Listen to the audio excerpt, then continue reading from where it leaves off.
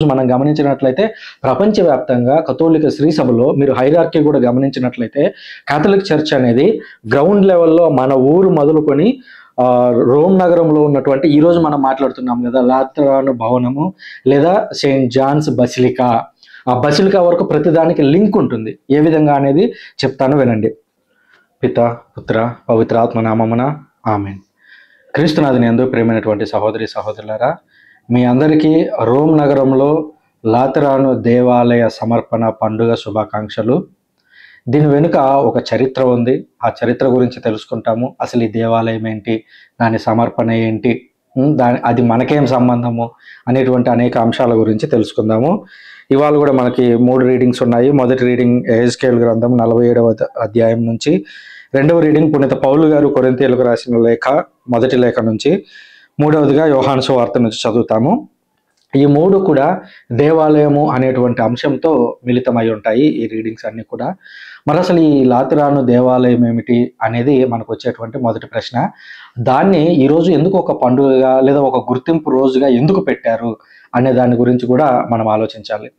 మీ అందరికీ తెలుసు, దాదాపు మొదటి 300 సంవత్సరాల్లో కథోలికులు ఆనాడు ఆరాధించాలి దేవుణ్ణి అని అంటే చాలా కఠినమైనటువంటి పరిస్థితులు ఉండేవి. ఎందుకనంటే ఆ ప్రాంతం అంతా కూడా రోమా రాజు అయినటువంటి సీజర్ ఆధ్వర్యంలో ఉండేది. సీజర్ అనేది బిరుదు. ఆ సీజర్ అనే బిరుదు కింద పలు రకాల రాజులు పనిచేశారు. ఆ రాజులు ఆ రోజుల్లో క్రైస్తవ మతాన్ని వ్యతిరేకించారు కనుక, పైగా సీజర్ తనను తాను దేవుడు లేదా దేవుని కుమారుడు అని చెప్పుకుంటారు కనుక, ఆ రాజులు యేసుక్రీస్తు గురించి ప్రకటించడానికి, యేసుక్రీస్తు దేవుని కుమారుడు అని ఒప్పుకోవడానికి వాళ్ళెవరూ అంగీకరించలేదు. అందువల్ల ఆనాడు ఉన్నటువంటి క్రైస్తవ నాయకులు ఎవరైతే ఉన్నారో వాళ్ళందరినీ ఒక్కొక్కరుగా చంపేస్తూ ఉండేటువంటి వారు. మనందరికీ తెలుసు, పునీత పౌలు గారిని, పునీత పేతురు గారిని సీజర్ ఒక ఆయన పేరు నీరోన్ కైజర్ అని పిలుస్తారు. ఆ నీరో అనేటువంటి సీజర్ వచ్చి వాళ్ళిద్దరిని అపోస్తలుల్ని చంపడాన్ని మనం గమనిస్తాము. చరిత్రలో ఇది రాయబడినటువంటి సత్యం. అలాగే దర్శన గ్రంథంలో కూడా దీనికి సంబంధించినటువంటి వివరాలను కనుక్కుంటాము.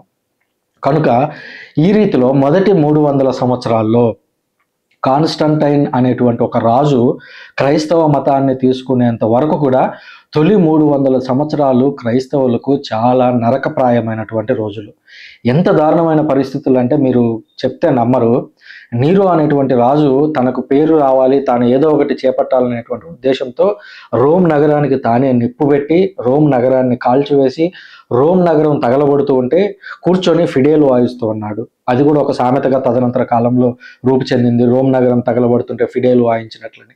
ఆ రాజు తర్వాత ఏం చేశాడంటే, ఈ రోమ్ నగరాన్ని తగలబెట్టింది క్రైస్తవులే అని వాళ్ళ మీద అబద్ధపు నిందలు వేసి ఆ క్రైస్తవులను తీసుకొని వెళ్ళి, క్రైస్తవ విశ్వాసులని వాళ్ళని ఆయిల్లో ముంచి లేపిన తర్వాత కాళ్ళు చేతులు కట్టేసి స్తంభాల మీద ఉంచి వాళ్ళకు మంట పెట్టి, ఆ మంటల వెలుగులో తదనంతర కాలంలో రోమ్ నగరంలో భవనాలను కట్టాడు ఆ నీరో అనేటువంటి రాజు. అంత దారుణమైనటువంటి వ్యక్తి అతను. అందుకనే మనం దర్శన గ్రంథంలో చూస్తాము, 666 అనేటువంటి మృగం ముద్ర అని మనం చూస్తాం. అది ఎవరో కాదు, ఈ నీరోన్ కైజరే. సో ఆ నీరో అనేటువంటి చక్రవర్తి అంత ఇబ్బందులను పెట్టాడు. సేమ్ అలాగే మొదటి 300 సంవత్సరాలు ప్రతి పోపు గారికి తెలుసు, తాను మరణిస్తాను, ఒక్కసారి పోపుగా ఎన్నుకోబడ్డానా వెంటనే మరణిస్తానని అతనికి తెలుసు. ఉదాహరణకి పేతురు గారిని తీసుకోండి. నీరో సీజర్ చంపేశాడు. పేతురు గారి తర్వాత క్లెమెంట్ అని వచ్చాడు, పౌలు గారి శిష్యుడు, ఆయన్ను చంపారు. తర్వాత అనాక్లిషియస్ అని వచ్చాడు, ఆయన్ని చంపేశారు.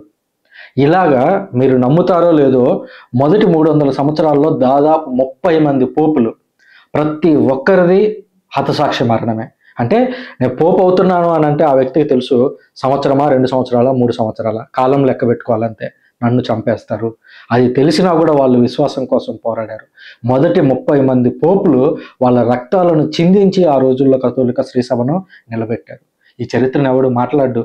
ఈరోజు ఎల్లయ్యలు పుల్లయ్యలు ఈరోజు సెక్యులర్ ప్రపంచంలో ఒక దేవాలయాన్ని కట్టుకొని మాదే నిజమైన సంఘం అని చెప్పి అబద్ధాలు చెప్పుకుంటూ దేవుని ప్రజలను మోసం చేస్తూ ఉన్నారు.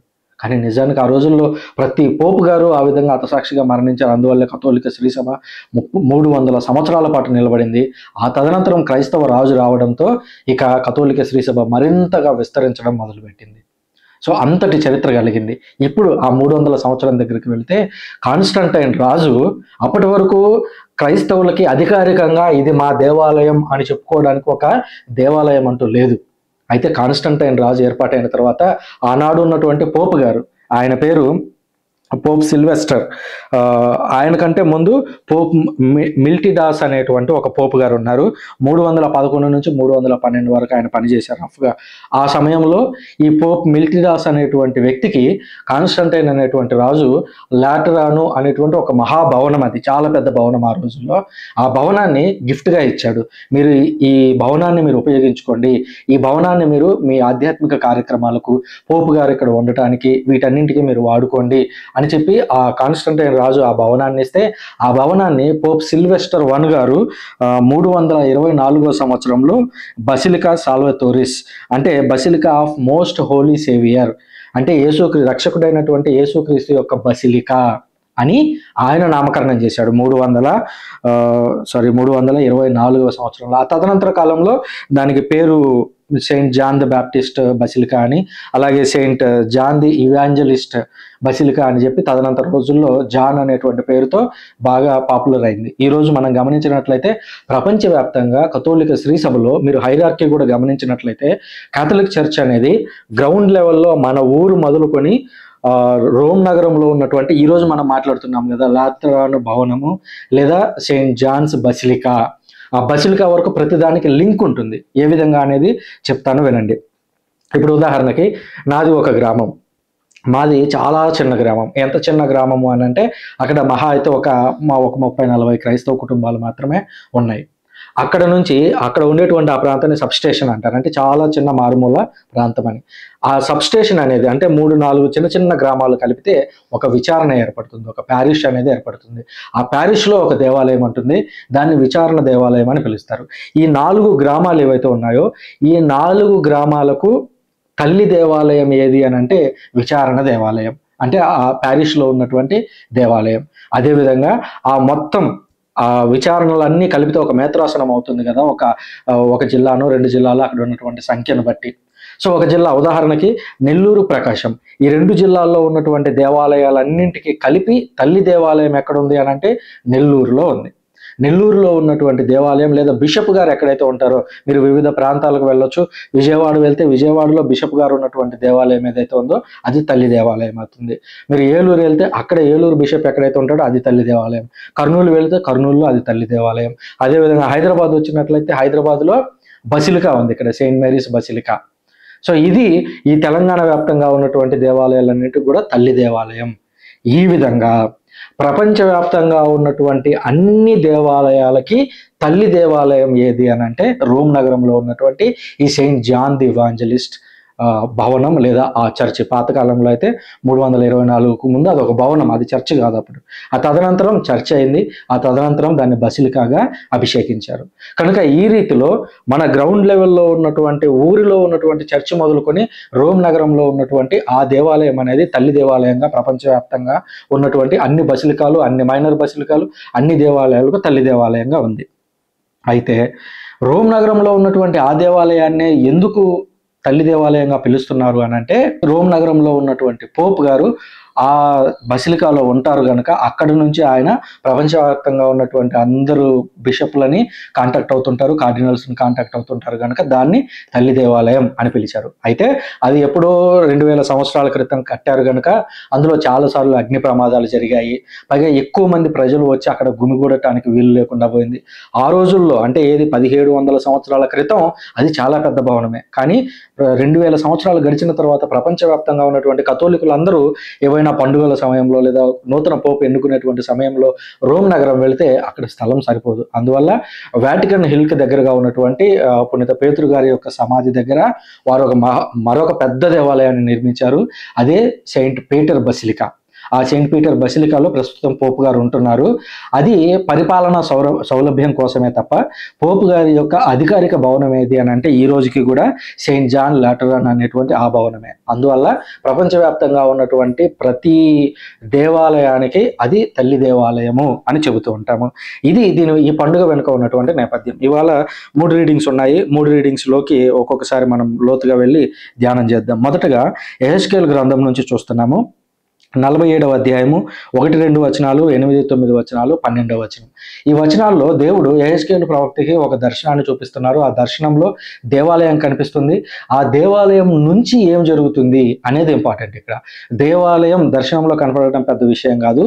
ఆ దేవాలయం నుంచి ఏం జరుగుతుందని గమనించినట్లయితే 8వ వచనం నుంచి ఈ విధంగా ఉంది. దేవాలయం నుంచి వెలువడుతున్నటువంటి నీళ్లు తూర్పు దిక్కుగా ప్రవహించి యోర్ధాను లోయను చేరి అచట నుంచి మృత సముద్రమున కలయును. వీని వలన దానిలోని ఉప్పు నీళ్లు మంచి నీళ్లు అగును. అందరికీ తెలుసు, ఆనాటి ప్రజలందరికీ కింద మృత సముద్రం అనేది ఒకటి ఉంది, డెడ్ సీ. ఈ రోజుకి కూడా అది డెడ్ సీనే. అది ఈ రోజుకి కూడా ఉప్పు అత్యధికంగా ఉన్నటువంటి సముద్రం అది. ఇప్పుడు మీరు మృత సముద్రంలోకి వెళ్ళి, డెడ్ సీలోకి వెళ్ళి మీరు మునిగారు అనుకోండి, మీరు లోపలికి వెళ్ళలేరు నీళ్ళల్లోకి. మీరు ఎంత బలవంతంగా ట్రై చేసినా కూడా వితిన్ సెకండ్స్లో పైకి వచ్చేస్తారు. ఎందుకంటే అక్కడ ఉప్పు సాంద్రత అనేది చాలా ఎక్కువ అయిపోవడం వల్ల మనం నీళ్ళల్లో ఉండలేం, ఆటోమేటిక్గా పైకి వచ్చేస్తాం. డెడ్ సీలో మునిగినటువంటి వ్యక్తుల ఫోటోలను కూడా మీరు ఇంటర్నెట్లో చూసినట్లయితే వాళ్ళు నీళ్ళల్లో పడుకొని ఇలాగ పేపర్ చదువుతూ ఉంటారు. ఎందుకంటే ఉప్పు అంత ఎక్కువగా ఉంటుంది. ఇప్పుడు దేవుడు దాన్ని చూపిస్తూ అంటున్నాడు, ఆ మృత సముద్రంలోకి దేవాలయంలో నుంచి నీళ్లు వెళ్తున్నాయి, ఆ మృత సముద్రంలో ఉన్నటువంటి నీళ్ళన్నీ కూడా మంచి నీళ్లుగా మారతాయి అని అన్నాడు. మరి నిజానికి మారాయా అంటే ఈ రోజుకి మారలేదు. మరి ఈ దర్శనం తప్ప అని అంటే ఈ దర్శనాన్ని అర్థం చేసుకోవాల్సినటువంటి తీరులో మనం అర్థం చేసుకోవాలి. ఆయన ఏమంటున్నాడు, మృత సముద్రము ఉప్పుగా మార్చేటువంటి స్థలం ఏదైతే ఉందో దాన్ని ఈ దేవాలయంలోని నీరు పవిత్రపరుస్తుంది. అంటే ఈ దేవాలయం చేసేటువంటి పని ఏమిటి అని అంటే ఏదైతే ఉప్పగా ఉందో, ఏదైతే తాగలేని స్థితిలో ఉందో, ఏదైతే ఉపయోగించుకోలేని స్థితిలో ఉందో అలాంటి వాటిని ఈ దేవాలయం పవిత్రపరుస్తుంది అని దాని వెనుక మీనింగ్. ఇంకా మాట్లాడుతూ, ఈ నీళ్లు పారిన తావులెల్లా వివిధ జంతువులు చేపలు వర్ధిల్లును, ఈ ఏరు మృత సముద్రమును మంచినీటిని చేయును, ఇది పారిన తావులెల్లా జీవము నెలకొలను. అంటే ఈ చర్చి ఎక్కడైతే ఉంటుందో, దేవాలయం ఎక్కడైతే ఉంటుందో, దేవుని సన్నిధి ఎక్కడైతే ఉంటుందో ఆ చుట్టుపక్కలంతా కూడా దేవుని యొక్క నీరు, జీవజలం అనేది ప్రవహించి అక్కడంతా కూడా సస్యశ్యామలం అవుతుంది, జంతువులు పక్షులు అన్నీ కూడా మంచిగా ఉంటాయి అని ఇది ప్రజలకు ఉపయోగపడుతుంది. ఇక్కడ జంతువులు పక్షులు అనేటువంటి స్థానంలో మనము ప్రజలను ఊహించుకోవాలి. ఇది ప్రజల మధ్యలో ఉంటే ప్రజలందరూ కూడా సుఖశాంతులతో మంచిగా ఉంటారు, దేవుని సన్నిధిలో ఉంటారు. ఆ ఏటి ఎడ్డుపై అన్ని రకముల చెట్లు పండును, వాటికి ఆకులు ఉండవు, అవి నిరంతరము ఆకులు వాడవు, అవి నిరంతరము పండ్లు కాయును. దేవాలయం నుండి పారు ఏరు వాటికి నీరు అందించును, కనుక అవి ప్రతి నెల పండ్లు కాయును. వాని పండ్లు ఆహారమునకును ఆకులు ఔషధమునకు ఉపయోగపడును. ఇది మీరు బాగా గమనిస్తే కథోలిక శ్రీసభలో ఇది 100% నెరవేరుతుంది. ఏ విధంగానంటే కథోలిక శ్రీసభ నుంచి కూడా జీవజలం అనేది ఉద్భవిస్తూ ఉంది. జీవజలం అనేది ఏ రూపంలో ఉద్భవిస్తుంది అని అంటే దివ్య సంస్కారాల రూపంలో. దివ్య సంస్కారాలన్నీ కూడా మనల్ని రక్షణలోకి నడిపిస్తూ దేవుని సన్నిధికి మనల్ని చేర్చేటువంటి మార్గాలు. ఈ దివ్య సంస్కారాలను గమనించినట్లయితే బాప్తిజమము అనేది మనం దేవుని యొక్క కుటుంబంలో చేరుస్తుంది. భద్రమైన అభ్యంగనము అనేది పవిత్రాత్మ దేవుడు మనలో వసిస్తూ మనలో దేవునికి సంబంధించినటువంటి ఆత్మ గుణాలను మనలో పెంపొందించేలా చేస్తున్నాడు. దివ్య సప్రసాదము అనేటువంటి యేసుక్రీస్తు యొక్క శరీర రక్తాలను మనం భుజిస్తున్నాము. సరైన సమయం వచ్చినప్పుడు వివాహం చేసుకొని నెక్స్ట్ తరాన్ని మనం అందించబోతూ ఉన్నాము. అలాగే దేవుని సేవ చేయాలనుకునేటువంటి వారు గురుపట్టాన్ని అందుకుంటూ ఉంటారు.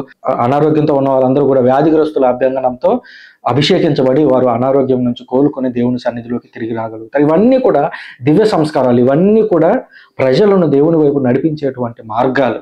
సో ఆ దేవాలయం ఆనాడు నీరు వచ్చి ప్రజలందరినీ ఏ విధంగా సస్యశ్యామలం చేసిందో ఈరోజు దేవాలయం నుంచి, ఈరోజు కథోలిక దేవాలయం నుంచి వెలువడుతున్నటువంటి 7 దివ్య సంస్కారాలు మనల్ని దేవుని సన్నిధికి తీసుకువెళ్ళడానికి మనల్ని తయారు చేస్తున్నాయి అని గుర్తుంచుకోవాలి. ఇక రెండవ రీడింగ్ని పరిశీలించినట్లయితే పునీత పౌలు గారు కొరింథీయులకు రాసిన మొదటి లేఖ 3వ అధ్యాయము 9వ వచనం నుంచి 11వ వచనం, 16 నుంచి 17 వచనాలు. ఇక్కడ పౌలు గారు మాట్లాడుతూ అంటున్నారు, మేము దేవుని సేవలో కలిసి పనిచేయు వారము, మీరు దేవుని పొలము, మీరు దేవుని గృహమునై ఉన్నారు. మీరందరూ దేవుని గృహము. మీ పొలంలో అనగా ఇక్కడ మేము పనిచేస్తూ ఉన్నాము, మీ అందరి కొరకు మేము పనిచేస్తున్నాము. అందుకే కథోలిక శ్రీసభ కూడా చెబుతూ ఉంది, శ్రీసభ అనేది ప్రజల కోసం ఉంది తప్ప ప్రజలు శ్రీసభ కోసం లేరు. శ్రీసభను దేవుడు ఏర్పాటు చేసిందే, కథోలిక శ్రీసభను దేవుడు ఏర్పాటు చేసిందే ఎందుకు అనంటే ప్రజలకు అభ్యున్నతి కల్పించడానికి, ప్రజలను దేవుని సన్నిధికి చేర్చడానికి, ప్రజలకు ఆధ్యాత్మిక మార్గాన్ని చూపించడానికి కథోలిక శ్రీసభని దేవుడు ఏర్పాటు చేశాడు. ప్రజలు లేకుండా శ్రీసభ అనేది లేదు. మరి శ్రీసభ అంటే ఏమిటి అనంటే తిరిగి ప్రజలే. ఈరోజు సృజన అనేటువంటి నేను శ్రీసభలో ఒక భాగస్తుని, ఒక సభ్యుడని. అదేవిధంగా ఈ సభలో నాయకులు కూడా ఎవరు అని అంటే మన కుటుంబాల నుంచి వెళ్ళినటువంటి ప్రజలే నాయకులు. అంటే ఈ శ్రీసభ అనేది మనలోనే ఉంటూ మనలోనే నిరంతరం పెరుగుతూ ఉన్నటువంటి ఒక వాస్తవ సత్యము. దేవుడు నాకు ఒసగిన అనుగ్రహంతో నేర్పరియగు శిల్పి వలె పనిచేసి పునాది వేసి తిని మరొకరు దానిపై నిర్మించుచున్నాడు. కానీ తన నిర్మాణ విషయమున ప్రతి వ్యక్తియు జాగ్రత్తగా ఉండవలను. ఆనాడు పౌలు గారు వివిధ ప్రాంతాలకు వెళ్ళి అక్కడ సంఘాలను ఏర్పాటు చేశారు. ఈరోజు కథోలిక శ్రీసభ ఆ సంఘాలను కొనసాగిస్తూ ఉంది. ఆ సంఘాలను మరింతగా దేవుని చెంతకు చేరుస్తూ ఉంది. కనుక ప్రతి తరంలోనూ ఆయా ప్రాంతాల్లో ఉన్నటువంటి బోధకులందరూ కూడా ఈ రోజు ఇది నేను స్థాపించింది కాదు. ఉదాహరణకు ఒక విచారణ గురువు వస్తారు. విచారణ గురువు అక్కడ ప్రారంభించలేదు, అంతకు ముందే ఎవరో ప్రారంభించినటువంటి విచారణని ఈయన నడిపిస్తున్నాడు. మరి నడిపిస్తున్నటువంటి వ్యక్తులు కనీసం ఆ మందను జాగ్రత్తగా కాపాడుతున్నారా అని అంటే ప్రశ్న శూన్యం. నేను ఇంతకు ముందు కూడా ఒక వీడియో చేశాను, అందులో చెప్పాను గురువులకి అకౌంటబిలిటీ ఉండాలి. ఆయన శ్రీసభలో బాధ్యత తీసుకున్న రోజు, ఒక విచారణకి బాధ్యత తీసుకున్న రోజు ఒక 100 మంది విచారణలో ఉన్నారు అని అంటే ఆయన వెళ్ళిపోయే నాడు కనీసం ఆ 100 మందిని అయినా నిలబెట్టగలిగాడా, ఇంకొక 10 మందిని యాడ్ చేయగలిగాడా, లేదంటే నిర్లక్ష్యంతో వ్యవహరించి ఆ 100ని 75కి తీసుకొచ్చాడా? బిషప్ గారు ఇది ఆడిట్ చేయాలి. వాళ్ళు ఎంత మేరకు వాళ్ళు పనిచేస్తున్నారు, వాళ్ళ యొక్క పనితీరు ఎలా ఉంది అని ప్రజల ఎదుట, దేవుని ఎదుట లెక్కలు చెప్పాల్సిన అవసరము, ఆ యొక్క బాధ్యత కూడా పీఠాధిపతుల మీద ఉంటుంది అని గతంలో నేను ఒక వీడియోలో మాట్లాడాను. తదనంతరం ఏలైనా యేసుక్రీస్తు అనే దేవుడు వేసిన పునాది తప్ప వేరొక పునాదిని ఎవరు వేయజాలరు. మీరు గమనిస్తున్నైతే యేసుక్రీస్తు పేతురుతో మాట్లాడుతూ, పేతురు ఇదిగో నీవు రాతివి, ఈ రాతి మీద నా సంఘమును కట్టెదను అని 2000 ఏళ్ల క్రితం ఒక పునాది వేసి ఆ పునాదికి పేతురు గారిని ఒక పోపుగా నియమించి ఆయన శిష్యుల మీద ఆ బాధ్యతను పెట్టి వెళ్ళారు. ఆ రోజు నుంచి ఈ రోజు వరకు కథోలిక శ్రీసభ 2000 ఏళ్లుగా ప్రజలను దేవుని చెంతకు చేరుస్తూనే ఉంది. అయితే ఈ రోజు మధ్యలో ఎవరో ఒక వ్యక్తి వచ్చి ఆ రోజు చెప్పినటువంటి సంఘం అది కాదు, మాదే ఒరిజినల్ సంఘము, మేము కాపీ కొట్టుకుని క్రీస్తు సంఘం అని పేరు పెట్టుకుంటామని, మాదే అసలైన సంఘం అని చెప్పుకుంటూ ఈ రోజు ప్రజలను మోసం చేసే వ్యక్తులు ఉంటున్నారు. మరి ఇక్కడ పౌలు గారు అంటున్నారు యేసుక్రీస్తు అనేటువంటి వ్యక్తి పునాది ఆల్రెడీ వేశాడు. ఈ రోజు ఎవడో ఒక వ్యక్తి ఎల్లయ్యో పుల్లయ్యో వచ్చి నా ఊరిలో, అతనికి యేసుక్రీస్తుతో సంబంధం లేదు, అపోస్తలులతో సంబంధం లేదు, వీళ్ళ మధ్య 2000 సంవత్సరాల గ్యాప్ ఉంది, ఈ రోజు వచ్చి నేను ఒక సంఘం పెట్టి నిజమైన సంఘం అంటుంటే ప్రజలందరూ అటు వెళుతున్నటువంటి వ్యక్తులు కూడా ఉన్నారు. చూడండి ఎంత దారుణమైనటువంటి పరిస్థితి. ఎవడైనాను మీరు దేవుని ఆలయమని, దేవుని ఆత్మకు నివాసమని మీకు తెలియదా? కేవలం అక్కడ ఉన్నటువంటి బిల్డింగో లేదంటే శ్రీసభ అంటే ప్రజల యొక్క సమూహమో, దీన్ని మాత్రమే మీరు శ్రీసభ అని భావించొద్దు. మీరే దేవుని ఆలయం. ఇది ఇన్నర్ అంటే ఇంకా లోపలికి వెళ్ళే కొలది. ఇప్పుడు దేవాలయంలోకి వెళ్తే గర్భాలయం ఉన్నట్లుగా మీరందరూ దేవుని ఆలయమే. ఏది శ్రీసభ అంతా కూడా దేవుని ఆలయమే. అందులో ఇంటర్నల్గా వెళ్ళినట్లయితే అందులో ఈచ్ పర్సన్, ప్రతి ఒక్కరు కూడా దేవుని యొక్క ఆలయంగా మారిపోయి ఉన్నారు. మన హృదయంలో దేవుడు కొలువై ఉన్నారు. ఇప్పుడు చూడండి, ఎవడైనాను దేవుని ఆలయమును ధ్వంసం చేసినచో దేవుడు వాణిని ధ్వంసం చేయను. ఏలైనా దేవుని ఆలయము పవిత్రమైనది, మీరే ఆయన ఆలయము. దేవుని ఆలయాన్ని ఎవరైనా ధ్వంసం చేస్తే, సృజన అని నేనున్నాను, ఈ శరీరం అనేటువంటి ఈ శరీరంలో నా హృదయంలో దేవుడు ఆల్రెడీ ఉన్నారు. జ్ఞానస్నానం ద్వారా ఆయన నాలో ప్రవేశించి నాలో ఆయన జీవిస్తూ ఉన్నారు. ఈరోజు నేను చేసేటువంటి పాపాల ద్వారా, నేను చేసేటువంటి తప్పుల ద్వారా నేను నా లోపల ఉన్నటువంటి దేవుని ఆలయాన్ని నాశనం చేస్తూ ఉంటే ఏదో ఒక రోజు శిక్షించడానికి దేవుడు ముందుగా వెంటనే ఆయన నరకానికి తీసుకెళ్తాడని అనకూడదు. దేవుడు 100 అవకాశాలు ఇస్తాడు. ఒక వ్యక్తిని నరకానికి పంపించాలి అని అంటే దేవుడు తన యొక్క దూరదృష్టితో అతనికి ఎక్కడెక్కడ ఎన్నెన్ని అవకాశాలు కల్పించాలో అవన్నీ ఇస్తాడు. ఇచ్చిన తర్వాత ఆ వ్యక్తి వాటిని ఉపయోగించుకున్నాడా లేదా అనేదే ఇక్కడ క్వశ్చన్. సో ఈరోజు సృజన అనేటువంటి నాకు కొన్ని 100 అవకాశాలు, 1000 అవకాశాలను ఇస్తాడు. వాటిని నేను ఉపయోగించుకుని దేవుని ఆలయం, నా హృదయాన్ని దేవుని ఆలయంగా అలాగే ఉంచానా పర్వాలేదు, కానీ దేవుని ఆలయాన్ని నాశనం చేశానా దేవుడు వదిలిపెట్టడు. సేమ్ అలాగే ఇది బిషపుల్ గారులకి, ఫాదర్లకి, సిస్టర్లకి, ఈరోజు సభ్యులుగా ఉన్నటువంటి మీకు నాకు కూడా ఇది వర్తిస్తుంది. కేవలం ఇన్నర్ సెల్ఫ్ మన గురించి మాత్రమే కాకుండా మనం దేవాలయానికి వెళ్ళి శ్రీసభని, మన సమూహం స్థాయిలో శ్రీసభను చూసినప్పుడు అక్కడ దేవాలయాన్ని మనం ధ్వంసం చేసినా, విచారణలను మనం నాశనం చేయాలని చూసినా, విచారణలను చేల్చాలని చూసినా, లేదా కేవలం దురాశతో డబ్బుతోనో ఒక ఫాదర్ పనిచేయాలని చూసినా, లేదా ప్రజల యొక్క బాగోగులను పట్టించుకొని బిషప్ గారులు ఉన్న వీళ్ళందరి మీద కూడా దేవుడు తన యొక్క శిక్షను తీసుకొని వస్తాడు. ఎందుకంటే వాళ్ళందరూ దేవుని యొక్క ఆలయాన్ని ధ్వంసం చేయాలని ప్రయత్నిస్తున్నారు. దేవుని ఆలయాన్ని ధ్వంసం చేస్తుంటే దేవుడు చూస్తూ ఊరుకోడు అని గుర్తుంచుకోవాలి. ఇకపోతే యేసుక్రీస్తు దేవాలయంలో ప్రవేశించినటువంటి సంఘటన గురించి మనకు 3వ రీడింగ్ తెలియజేస్తోంది. యోహాను సువార్త 2వ అధ్యాయం 13-22 వచనములు. పాస్కా పండుగ సమయంలో యేసుక్రీస్తు దేవాలయంలోకి వెళ్ళాడు. దేవాలయంలో వెళ్ళినప్పుడు, దేవాలయం అంటే మీకు అర్థమయ్యేలాగా చెప్తాను. ఆ రోజుల్లో చాలా పెద్ద దేవాలయం అది. దేవాలయంలోనే చుట్టూ గోడ కూడా ఉండేది, ప్రహరీ గోడ. ఆ ప్రహరీ గోడ లోపలనే దేవాలయంలో ఆ భాగంలో గొర్రెలని, పావురాలని వాటన్నింటిని అక్కడ అమ్ముతుండేవారు. ఎందుకంటే దేవాలయంలో బలి అర్పిస్తూ ఉంటారు. ప్రజలందరూ అక్కడే కొని ఆ జంతువులన్నింటిని కొని అక్కడే బలి అర్పించడం ఇలా జరుగుతూ ఉండేది. కానీ ఆ రోజు ఏం జరిగింది అని అంటే, ప్రజలందరూ కూడా వాళ్ళు పాస్కా పండుగ వచ్చింది, ఇది చాలా కాలం క్రితం 1500 ఏళ్ళు, 2000 ఏళ్ళ వెనుక ఈజిప్టులో బానిసలుగా ఉంటే మోషే మమ్మల్ని విడిపించాడు అని ఆ ఆధ్యాత్మిక సత్యాన్ని మర్చిపోయి ఒక ఆచారపరంగా, ఒక వ్యాపార స్థలంగా దాన్ని మార్చేశారు. జంతువులు, రోకలు అమ్ముకునేటువంటి ప్రాంతంగా. ఎందుకంటే వివిధ ప్రాంతాల నుంచి వస్తారు కాబట్టి చిల్లర మార్చుకోవడానికి వివిధ దేశాల యొక్క నాణ్యాలు అక్కడ ఉండేవి. సో ఈ విధంగా అది దేవాలయం అనేటువంటి అంశం పక్కకు పోయి అక్కడంతా కూడా వ్యాపార కేంద్రాలయం లాగా మారిపోయింది. ఎక్కడో ఒక ఇన్నర్ టెంపుల్లో లోపల మాత్రమే దేవుని యొక్క ఆరాధన జరుగుతుంది, మిగిలిన ప్రహరీ అంతా కూడా అది ఒక వ్యాపార స్థలంగా మారిపోయింది. ఇది చెప్తున్నప్పుడు మీకు ఎక్కడన్నా గుర్తొస్తూ ఉందా? చాలా దేవాలయాలు ఈ రోజుల్లో ఎలా మారిపోయాయో మీకు తెలుసు. కేవలం ఆ ఆరాధించేటువంటి ఆ స్క్వేర్ బాక్స్ను వదిలేస్తే చుట్టూ అన్ని కూడా వివిధ రకాల వ్యాపారాలతో నిండిపోయి ఆఖరికి బిర్యానీ హోటళ్ళు కూడా ఒక చర్చి ఆవరణలో కట్టుకొని బతుకుతున్నటువంటి సమాజంలో మనం ఉన్నాం. అంతగా వ్యాపార స్థలాలుగా మారిపోతే అప్పుడు యేసుక్రీస్తు వాళ్ళ మధ్యలోకి వెళ్ళి అక్కడ ఉన్నటువంటి వారందరినీ చిమ్మివేసి, చూడండి చదువుతాను 15వ వచనం. ఆయన త్రాళ్ళతో కొరడా పేని, అంటే అక్కడికక్కడ కొరడా తయారు చేశాడు. సుమారుగా ఈ సైజు ఉన్న కొరడా తయారు చేయాలన్నా 10-15 నిమిషాలు పడుతుంది. యేసుక్రీస్తు అక్కడ కొరడాని రెడీ చేస్తున్నాడు. చుట్టూ ఉన్నటువంటి వ్యక్తులు ఆయన అబ్జర్వ్ చేస్తున్నారు. మరి వాళ్ళు అప్పుడన్నా తమను తాము సరిదిద్దుకోవడానికి దేవుడు ఇస్తున్నటువంటి అవకాశం అది. కానీ వాళ్ళు ఏం చేశారు? అలాగే కంటిన్యూ చేశారు. ఆయన కొరడా పేని గొర్రెలను, ఎడ్లను అన్నింటినీ ఆలయం వెలుపలికి తోలేను. డబ్బులు మార్చి వారి నాణెములను చిమ్మివేసి బల్లలను పడదోసను. మీరందరూ వ్యాపారం చేయాల్సిందే ప్రహరీ గోడ వెలుపల. మీరు గొర్రెలను అమ్మండి. గొర్రెలను అమ్మడం తప్పు కాదు. రోకలని వేరే వేరే ప్రాంతాల నుంచి వచ్చిన వాళ్ళకి సౌలభ్యం కోసం అక్కడి నాణ్యాలను ఇక్కడికి మార్చడం అది పెద్ద పాపం కాదు. పాపం ఎప్పుడు అవుతుంది అని అంటే, దాన్ని నువ్వు దేవాలయంలోకి తీసుకొని వచ్చి ఆరాధన అనే ప్రదేశంలో నువ్వు వ్యాపారం చేస్తున్నావు, అది తప్పు. పావురములను అమ్మవారితో వీటిని ఇక్కడ నుంచి తీసుకొని పండు. నా తండ్రి ఇంటిని వ్యాపార గృహముగా చేయవలదు. నా తండ్రి ఇండ్లు అనేది ఆరాధనకు కేంద్రంగా ఉండాలని నా తండ్రి భావిస్తే మీరు ఈరోజు దాన్ని వ్యాపారానికి కేంద్రంగా మార్చారు అని అంటే, అప్పుడు యూదులు, నీవు ఈ కార్యములు చేయుటకు మాకు ఎట్టి గుర్తును చూపెదవు?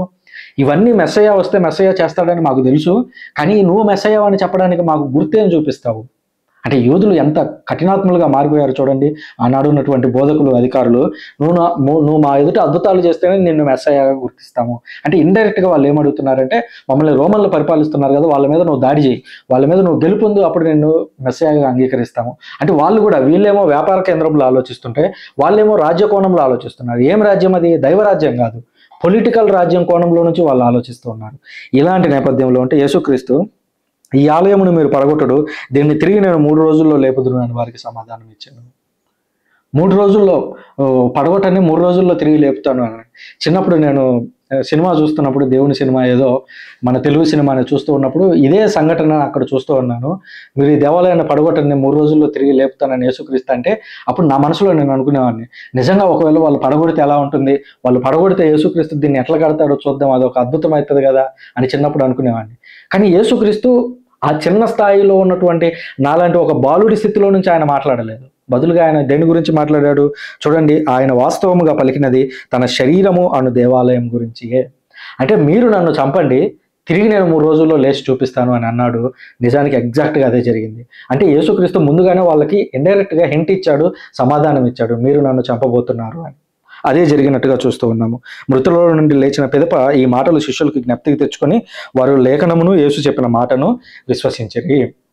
అంటే ఆ దేవాలయం ఏదైతే ఉందో ఆ దేవాలయాన్ని వాళ్ళు ధ్వంసం చేశారు, కానీ ఆ దేవాలయం తిరిగి నిలబడింది. ఈరోజు మన హృదయమే దేవుని దేవాలయం. ఈరోజు మనం పడిపోయి ఉండొచ్చు, కానీ మళ్ళీ ఆ దేవాలయాన్ని తిరిగి నిలబెట్టగలం. యేసుక్రీస్తు ఆ రోజు వాళ్ళు పడేశారు, 3 రోజుల పాటు సమాధిలో ఉన్నాడు ఆయన, కానీ 3వ రోజున తిరిగి లేచాడు. అలాగే ఈరోజు మన పాపాల చేత, మనం చేసేటువంటి తప్పుల చేత మనలో ఉన్నటువంటి దేవాలయము, మనలో ఉన్నటువంటి ఆ ఆరాధన జరిగేటువంటి ప్రాంతాన్ని మనం నాశనం చేసి ఉంటాము. కానీ యేసుక్రీస్తు ఈరోజు అంటున్నాడు, ఒక్క అవకాశాన్ని ఇస్తే తిరిగి ఆయన ఆ దేవాలయాన్ని నిలబెట్టడానికి మన హృదయంలో రెడీగా ఉన్నాడు. మరి దానికి మనం సిద్ధంగా ఉన్నాము? ఒక్కసారి మనల్ని మనం పరిశీలించుకొని, మనం చేసినటువంటి పాపాలని పాప సంకీర్తన ద్వారా ఒప్పుకొని, దేవుని సన్నిధిలో తిరిగి ఆయన బిడ్డలుగా చేరడానికి ప్రయత్నం చేద్దాం. Thank you very much. పితా, పుత్ర, పవిత్రాత్మ నామమున ఆమేన్.